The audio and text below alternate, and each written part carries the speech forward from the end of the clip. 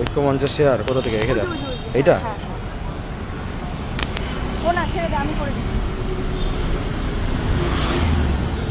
এটা তো ইনভাইট।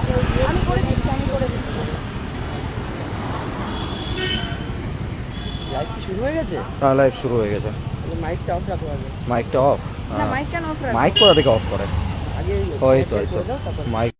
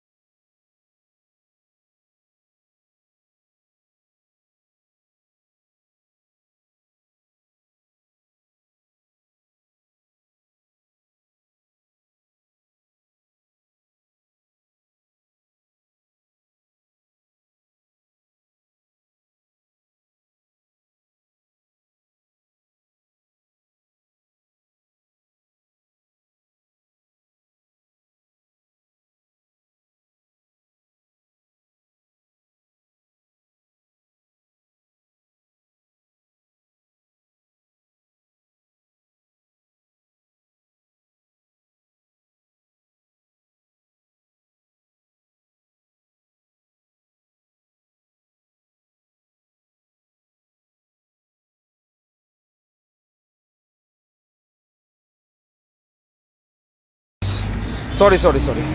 আচ্ছা, এবার শোনা যাচ্ছে? Sound not clear. আচ্ছা, মিউট করা ছিল তো আনমিউট করলাম। হ্যাঁ হ্যাঁ, ঠিক আছে ঠিক আছে, আনমিউট করে দিয়েছি। তো একটু 2 মিনিট অপেক্ষা করুন, আমাদের গ্রুপের মধ্যে লাইভটা শেয়ার হয়ে যাক, তারপরেই যাবতীয় বৃত্তান্ত কথাবার্তা আমরা বলছি কি কি আপডেট পেলাম। আজকে আমরা গেছিলাম বিকাশ ভবন, আমাদের শিক্ষা দপ্তর, এবং প্রাথমিক শিক্ষা পর্ষদ এফিসি ভবন। তো 2 জায়গাতেই আমরা গেছিলাম আমাদের চলতি প্রাথমিকের নিয়োগ 2025। তো সেই নিয়োগ বিধানসভা ভোটের জন্য আটকে ছিল। তারপর মানে আটকে ছিল বলতে বন্ধ করে দেওয়া হয়েছিল। তারপর দীর্ঘ ভোটের রেজাল্টের পর দীর্ঘ 4টে মাস ধরে আমাদের ইন্টারভিউ বন্ধ রয়েছে। তো কী কারণে বন্ধ রয়েছে বিস্তারিত সমস্ত কিছু জানার জন্য, আপডেট নেওয়ার জন্য, এবং বর্তমান পরিস্থিতি কি রয়েছে সেই সমস্ত কিছু জানার জন্য আমরা বিকাশ ভবন, শিক্ষা দপ্তর এবং পর্ষদে গেছিলাম। তো সেখান থেকে বিকাশ ভবনে আপনারা প্রত্যেকেই জানেন যে আমরা হাঁটছি তো একটু অসুবিধা হচ্ছে প্রত্যেকের। হ্যাঁ, আপনারা প্রত্যেকেই জানেন যে আমরা বিকাশ ভবনে শিক্ষা দপ্তরে আমরা মাননীয় শিক্ষামন্ত্রী, স্কুল শিক্ষামন্ত্রী মাননীয় দীপক বর্মন স্যারের কাছে সঙ্গে অ্যাপয়েন্টমেন্টের জন্য আমরা অ্যাপ্লিকেশন করেছিলাম। সেই মোতাবিক ওনার পিএস থেকে শুরু করে অনেকের সাথেই আমরা কথা বলেছি। তো বিষয়টা হচ্ছে এতদিন ওনার পিএসের সাথে যে আমরা কথা বলেছি, আমরা সেই রকম কিন্তু কোনো রকম আমরা পরবর্তীতে আমরা অ্যাপয়েন্টমেন্ট রিলেটেড আমরা কিন্তু কোনো রকম আপডেট পাইনি। তো সেই আপডেটটা নেওয়ার জন্য আমরা এসেছিলাম যে কী অবস্থায় রয়েছে। আমরা অ্যাপয়েন্টমেন্ট করেছিলাম, অ্যাপয়েন্টমেন্টের জন্য অ্যাপ্লিকেশন করেছিলাম। এখন অবধি কেন অ্যাপয়েন্টমেন্টের উত্তর দেওয়া হচ্ছে না, আমাদের সাথে কেন দেখা করা হচ্ছে না। তো সেখানে গিয়ে বিষয়টা যেটা জানলাম যে পুরো পদ্ধতিটাই মাননীয় শিক্ষামন্ত্রীর সাথে দেখা করার পুরো পদ্ধতিটাই পরিবর্তন হয়ে গেছে। ঠিক আছে, আগের পদ্ধতিতে আর নেই ওইভাবে, এখন অন্য পদ্ধতিতে। তো সেই অন্য পদ্ধতিতেও আজকেই আমরা চিঠি করে এলাম। ঠিক আছে, ওনারা বিকাশ ভবন থেকে ওনারা আশ্বস্ত করেছে যে যেহেতু আমাদের আগে থেকে অ্যাপ্লিকেশন করা ছিল, হ্যাঁ কী হয়েছে, যেহেতু আমাদের আগে থেকে অ্যাপ্লিকেশন করা ছিল, ওই জন্য খুব তাড়াতাড়ি ওনারা দেখা করার ব্যবস্থা করে দেবেন। ঠিক আছে, তো আশা করি খুব তাড়াতাড়ি প্রত্যেকের সাথে আমাদের মাননীয় শিক্ষামন্ত্রীর সাথে দেখা হয়ে যাবে, এটুকু ওনারা আশ্বস্ত করলেন। পিএস এর সাথে দেখাও করেছি আমরা, ঠিক আছে, শিক্ষামন্ত্রীর যে পিএস ওনার সাথেও দেখা করেছি।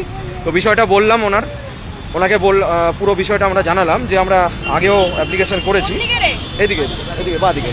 তো আমাদের পুরোনো অ্যাপ্লিকেশনটাও দেখালাম, আর পুরোনো অ্যাপ্লিকেশন এবং ইন্টিমেশন সমস্ত জিনিসগুলোই আমরা দেখালাম। তো দেখানোর পর উনি বললেন যে যেহেতু তোমাদের জিনিসটা আগে করা ছিল, ওই জন্য খুব তাড়াতাড়ি তোমাদের দেখা করার ব্যবস্থা করে দেবো মাননীয় শিক্ষামন্ত্রীর সঙ্গে। ওরা প্রসেসিংয়ে দিয়ে দিয়েছে।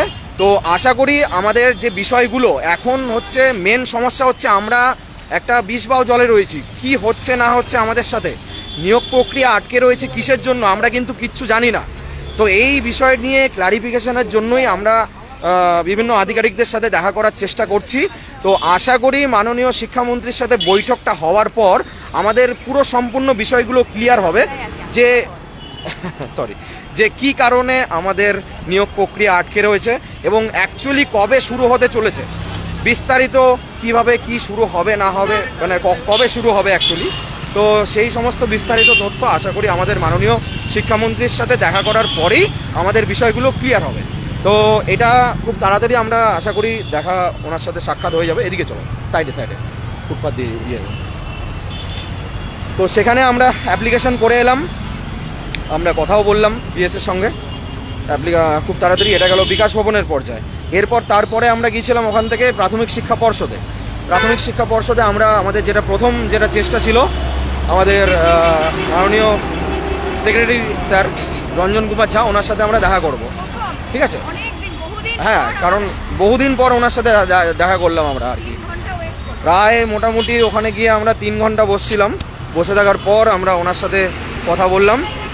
সেই কথাবার্তা থেকে কিছু আমাদের তথ্য উঠে এলো, সেটা হচ্ছে যে আমাদের এই যে কালকে বা পরশু আমাদের বিভিন্ন রকমভাবে ওনার পার্সোনাল হোয়াটসঅ্যাপে যে মেসেজ টেক্সট করা হয়েছে আমাদের চাকরি প্রার্থীদের তরফ থেকে, এবং যে ট্যাগ করে সমস্ত কিছুটাই উনি বললেন। কারণ আমাদের মাননীয় ভিডিও এই সমস্তগুলো আমাদের মাননীয় শিক্ষামন্ত্রীর মানে ওনার কাছ থেকে আর কি আমাদের সেক্রেটারির কাছে জিনিসটা রিপোর্ট এসছে, কমপ্লেন এসছে। উনি বিষয়গুলো বললেন যে এই বিষয়গুলো কিন্তু ঠিক দিকে যাচ্ছে না।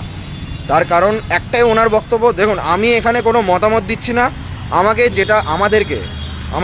আমাদেরকে কোনটা ঠিক ভুল এখানে মতামত দিচ্ছে না, আমাদেরকে যেটা বলা হলো আমরা সেই জিনিসটা আপনাদের সবার কাছে তুলে ধরছি। ঠিক ভুলের বিচার আপনারা করবেন, কারণ আমরা আপনাদেরকে পথ দেখাতে পারি, আমরা আপনাদেরকে আটকানোর কেউ নই, ঠিক আছে। যদি আমাদের কথা যদি মনে হয় যে কথাটা সত্যি, আপনারা প্রত্যেকেই প্রাপ্তবয়স্ক, দয়া করে একটু ঠান্ডা মাথায় জিনিসটাকে বিবেচনা করে দেখবেন। হ্যাঁ, অবশ্যই আপনারা কথা বলতে পারেন। বিষয়টা এটাই, উনি পরিষ্কার বললেন। উনি রীতিমতো প্রথমে তো আমাদের ওপর বিরক্তি প্রকাশ করলেন যে আপনারা ক্যান্ডিডেট, কারণ আমাদের তো মুখ আগে থেকেই চেনেন, ওনারা জানেন, আগেও কথা বলেছি, আর আমাদের ঐক্যমঞ্চের বিষয়টা উনি জানেন আর কি। তো ওনার প্রথম থেকেই উনি একটা বিরক্তি প্রকাশ করলেন আমাদের উপর, কারণ এইরকম বিরক্তি আগে কখনো আর কি প্রকাশ করেননি। তো বিরক্তি প্রকাশ করার পর উনি আর কি বললেন বিষয়গুলো। প্রথমে উনি বললেন যে আমাদের তরফ থেকে জিজ্ঞেস করা হলো যে স্যার কবে চালু হবে।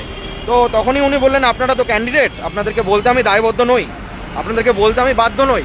তো এই বিষয়টা শুনে একটু আমাদের কেমন লাগলো বিষয়গুলো। তো তারপর আস্তে আস্তে যখন কিছুটা দূর এগোলো, তখন কারণটা বুঝতে পারলাম।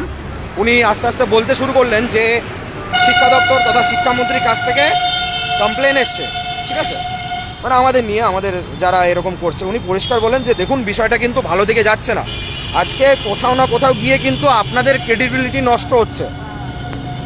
আপনারা যদি এরকম করেন, পার্সোনালি এরকম যদি কাউকে শিক্ষামন্ত্রীকে যদি ট্যাগ করে পার্সোনাল SMS করেন, তাহলে কিন্তু কোথাও গিয়ে কিন্তু আপনাদের সাথে কিন্তু পরবর্তীকালে কিন্তু কোনো রকম আলোচনায় কিন্তু উনি বসবেন না, আর কিন্তু আমরাও কিন্তু কোনো রকম আপনাদের সাথে আলোচনায় বসবো না, ঠিক আছে, কোনো রকম এন্টারটেইন করবো না। যার মানে ব্যক্তিগতভাবে বলি, যার নমুনা কিছুটা আজকে দেখতে পেলাম, কারণ এভাবে মানে কোনোদিনও কথা বলা হয়নি পর্ষদে, ঠিক আছে। এই যাবৎ পর্ষদে বহুবার দেখা করেছি, এরকম করে কোনোদিনও বলা হয়নি। তো যাই হোক, পুরো জিনিসটা উনি বললেন যে বিষয়টা ঠিক দিকে যাচ্ছে না। হ্যাঁ, বলো, এখান থেকে বলো। না পার হওয়া যায় না। আচ্ছা, তো বিস্তারিত বাদ বাকি বিস্তারিত অদিতি আছে, অদিতি বলবে পুরো বিষয়টা। সুমিত রয়েছে, সুমিত বলবে পুরো বিষয়টা। ঠিক আছে, আমি অনেকক্ষণ বললাম, আমার গলাটা একটু ধরে গেছে। আচ্ছা, নতুন করে আর বলার কিছু নেই, অক্ষয় যা বলার সেটা বলেই দিয়েছে। এবারে আমরা তো আজকে আমাদের যে মাননীয় সেক্রেটারি রঞ্জন কুমার ঝা স্যার, তার সঙ্গে কথা বললাম প্রাথমিক পর্ষদে। তো সেখানে উনি আমাদেরকে যেটা জানালেন, প্রথমে তো উনি কথা বলতেই চাইছিলেন না আমাদের সঙ্গে, কারণ একটা খারাপ ইমপ্রেশন বা নেগেটিভ ইমপ্রেশন কিন্তু তৈরি হয়ে গেছে অলরেডি। সেটা কি কারণে না, যেটা আমরা বুঝতে পারলাম গত শেষ দু একদিন ধরে যেভাবে আমাদের মাননীয় শিক্ষামন্ত্রী, বিদ্যালয় শিক্ষা দপ্তরের মন্ত্রী মাননীয় শ্রী দীপক বর্মন মহাশয়কে ট্যাগ করে বিভিন্ন পোস্ট করা হচ্ছে, এবং ওনার যে পার্সোনাল হোয়াটসঅ্যাপ নাম্বার, সেখানে ওনাকে হাজারে হাজারে মেসেজ করা হচ্ছে। এটা কিন্তু খুব ভালো চোখে ওনারা দেখছেন না, এবং সেই হিসেবে ওনারা কিন্তু এক প্রকার বিক্ষোভ বা একটা নেগেটিভ ইমপ্যাক্ট আমাদের পড়ছে, সেই ক্ষোভটা ওনারা প্রকাশ করেছেন। তো আমরা তবুও রিকোয়েস্ট করলাম, স্যার আমরা তো চাকরি প্রার্থী, আমাদের দীর্ঘদিন ধরে ইন্টারভিউ প্রক্রিয়া বন্ধ হয়ে রয়েছে, এখনও শুরু হয়নি। তো আমাদের তো সত্যি বলতে এক প্রকার নিরুপায় হয়ে রয়েছি আমরা, আমাদের করার কিছু নেই। আপনারাই আমাদের অভিভাবক, তো আপনারাই আমাদেরকে সঠিক পথ দেখাতে পারেন। আমরা যদি কোনো কিছু ভুল করে থাকি, ভুল যদি হয়ে গিয়ে থাকে অনিচ্ছাকৃতভাবে, তার জন্য আমরা ক্ষমা প্রার্থী, এবং আমরা চাইছি আপনারা আমাদেরকে সঠিক পথ দেখান, আমাদের নিয়োগ প্রক্রিয়া সম্পর্কে অন্তত কিছু ইতিবাচক বার্তা আমাদেরকে দিন। তো সেই বিষয়ে ওনারা যেটা জানালেন, সচিব স্যার মানে সেক্রেটারি স্যার যেটা জানালেন যে আপনাদের বিষয়ে অবশ্যই পজিটিভ ভাবনা আছে, কিন্তু বাইরে খোলামেলাভাবে যখন তখন এভাবে এসে হাজির হলে বা বারবার করে ওই হোয়াটসঅ্যাপ অ্যাকাউন্ট বা হোয়াটসঅ্যাপ নাম্বার বা ফেসবুক প্রোফাইলে বা কমেন্ট সেকশনে গিয়ে ওরকম ফ্লাডিং করলে সেটা কিন্তু খুব একটা ভালো দিকে যাচ্ছে না, আপনাদের ক্রেডিবিলিটি কিন্তু নষ্ট হচ্ছে, এটা মানতেই হবে। তো সেই দিক থেকে আমাদেরকে কিন্তু কিছু বিষয়ে সচেতন থাকতে হবে, যে আমরা যেন কোনো বিষয় সম্পর্কে বেশি উৎসাহিত না হয়ে গিয়ে কাউকে ব্যক্তিগত স্তরে কোনো রকম অপমানের পর্যায়ে বা বিরক্তির পর্যায়ে না নিয়ে যায়, সেটা কিন্তু হচ্ছে। সেদিক থেকে আমাদেরকে একটু দায়িত্বশীল হতে হবে, এবং আমরা যথেষ্ট ওনাদেরকে আমরা রিকোয়েস্ট করলাম যাতে আমাদেরকে একটা ইতিবাচক বার্তা দেওয়া হয়, এবং যেটা আগামীতে হতে চলেছে সেটা সম্পর্কে একটু ফোন করছে রে বাবা।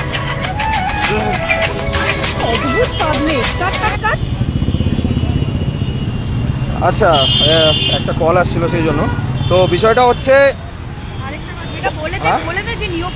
হ্যাঁ, বিষয়টা হচ্ছে কথাবার্তা হলো সব কিছুই। উনি ওনার তরফ থেকে আমাদেরকে অনেক কিছু সাজেস্ট করলেন, যেহেতু উনি আমাদের বয়সে বড় এবং গুরুজন হিসেবে অনেক কিছু বললেন। বিষয়গুলো যেরকম সুমিত বলছিল যে আমাদেরকে অতি উৎসাহে এমন কিছু ভুল করা চলবে না যেটাতে আমাদের কোনো রকম ক্ষতি হয়, ঠিক আছে? এইটা উনি বললেন। দেখুন, এইগুলো আমাদের মতামত নয়, কিন্তু প্রত্যেকে অনেকে হয়তো এসে পড়ে বলবেন যে দাদা বা দিদিরা এরকম করে বলছে, এগুলো কিন্তু মতামত নয়। আপনারা প্রত্যেকেই সুচিন্তিত নাগরিক, আপনারা প্রত্যেকেই প্রাপ্তবয়স্ক, প্রত্যেকে একটু ভেবে দেখবেন যে কাউকে এরকম ব্যক্তিগত স্তরে কাউকে বিরক্ত করাটা কি মানে সত্যি কতটা যুক্তিযুক্ত, এই জিনিসগুলো একটু সবাই মানে ভেবে দেখবেন। এটাই উনি বললেন, সাজেস্ট করলেন যে আপনারা নিজেদের ক্রেডিবিলিটি নষ্ট করবেন না, কোথাও গিয়ে আলোচনার পথটা যেন আপনাদের বন্ধ না হয়ে যায়, তখন গিয়ে ওই আন্দোলন ছাড়া আপনাদের কোনো উপায়ই থাকবে না। এটা হলো বিষয়। আর এটা গেল ওদিকের বিষয়টা। এবার বলি নিয়োগ সংক্রান্ত বিষয় হচ্ছে, আমি স্যারকে পরিষ্কার বললাম যে স্যার সমস্যা কি। উনি বললেন যে দেখুন, একটা সরকার পরিবর্তন হয়েছে, তো এবার সরকার পরিবর্তন হওয়ার পর তো বুঝতেই পাচ্ছেন অনেক কিছুর পরিবর্তন, তো কিছুটা সময় লাগে, তো সেই জন্যই সময় লাগছে। ওনারা চেষ্টা করছেন, ওনারা বারবার অ্যাপ্রুভাল চেয়ে পাঠাচ্ছেন। অ্যাপ্রুভাল বলতে দেখুন অনেক কিছু গাইডলাইনের ব্যাপার আছে, কারণ আমি আগের দিনও বলেছিলাম যে এই যে মাঝখানটাতে সরকারের পরিবর্তন তো হয়েছে, তার সাথে সাথে অনেক কিছু ঘটে গেছে। তো সেই ঘটনাগুলোর জন্য কি করে রিক্রুটমেন্ট করবেন বা কোনো বিষয় আইনি জটিলতায় কোনো জিনিস যেন ফেসে না যায়, সেই কারণে কিন্তু ওনারা সমস্ত দিকটা বিচার করে আমাদের রিক্রুটমেন্টটা চালু করতে চাইছে। ওনাদের একটাই বক্তব্য যে দেখুন আমরাও চাই আপনাদের রিক্রুটমেন্টটা কমপ্লিট করতে, কারণ আমরা 25% কমপ্লিট করেছি, বাকি রিক্রুটমেন্টটা কমপ্লিট করতে আমাদের কোথাও সমস্যা নেই। কিন্তু তার আগে আমাদের কোথাও না কোথাও গভর্নমেন্টের অ্যাপ্রুভালটা নেওয়া দরকার, এবং গভর্নমেন্টের যেটা গাইডলাইন সেই গাইডলাইন গভর্নমেন্টের কাছে নেওয়া দরকার। তার কারণ সরকারই শেষ কথা বলবে, ঠিক আছে। এবার বিষয় হচ্ছে, তারপর আমি জিজ্ঞেস করলাম যে স্যার কবে চালু হবে, বলো সেই ব্যাপারে কোনো কিছু বলছি না, সে ব্যাপারে কোনো কিছু বলবো না। তবে এটাই বললেন যে হবে, চালু হবে, সময় লাগবে। এরপর আমি তারপর বললাম বিষয়টা যে স্যার অ্যাকচুয়ালি যেটা আমরা চারিদিকে দেখতে পাচ্ছি যে একটা নিয়োগ প্রক্রিয়া বাতিল হওয়ার একটা সবাই প্রত্যেকে ভয় পাচ্ছি যে নিয়োগ প্রক্রিয়া বাতিল হবে কিনা। আমি স্যারকে কোট আনকোট প্রশ্ন করেছিলাম যে স্যার নিয়োগ প্রক্রিয়া কি সত্যিই বাতিল হবে? তখন উনি একটু মানে রেগেই একটু বললেন যে যদি বাতিল করে দেয় তাহলে আপনারা তো কিছু করার নেই, মানে কি আর করবেন।